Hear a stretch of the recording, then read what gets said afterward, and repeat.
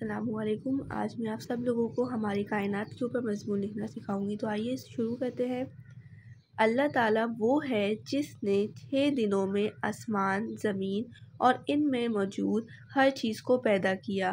ہماری کائنات کا سفر آج سے ہزاروں سال پہلے شروع ہو چکا ہے۔ دنیا میں بسنے والے انسان اس بات پر یقین رکھتے تھے کہ ہماری یہ زمین اس کائنات پر نظر آنے والی ہر چیز سے بڑی ہے۔ لیکن وقت کے ساتھ ساتھ جیسے جیسے سائنس نے جنم لیا تو ہمیں معلوم ہوا کہ آخر ہماری جگہ اس کائنات میں کہاں ہے۔ اس وقت ہم سورج سے اتنا دور ہیں کہ یہاں زمین سے سورج ایک چھوٹے سے ستارے کی طرح دیکھ رہا ہے۔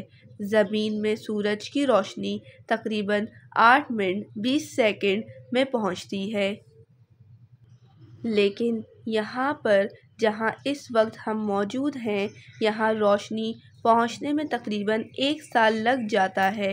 اس سے اندازہ لگا سکتے ہیں کہ ہم کتنے دور آ چکے ہیں، ہماری کائنات کتنی بڑی ہے اور اس کے اندر کتنے ستارے، پلینٹس اور گیلیکسیز ہیں، اور میرے رب کی کیا شان ہے جس نے اتنی وسیع و عریض کائنات تخلیق کی ہے۔ اللہ تعالیٰ نے 6 دنوں میں آسمان، زمین اور ان میں موجود ہر چیز کو پیدا کیا۔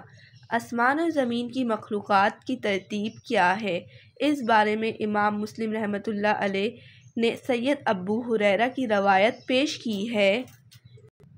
وہ کہتے ہیں نبی کریم نے میرا ہاتھ پکڑا اور فرمایا، اللہ تعالیٰ نے ہفتے کے دن مٹی کو پیدا کیا، اتوار کے دن زمین میں پہاڑ، پیر کے دن درخت، منگل کے دن تکلیف، جراثیم، مصائب و بیماریاں، بدھ کے دن نور کو، جمعرات کو زمین میں چوپایوں کو پھیلا دیا،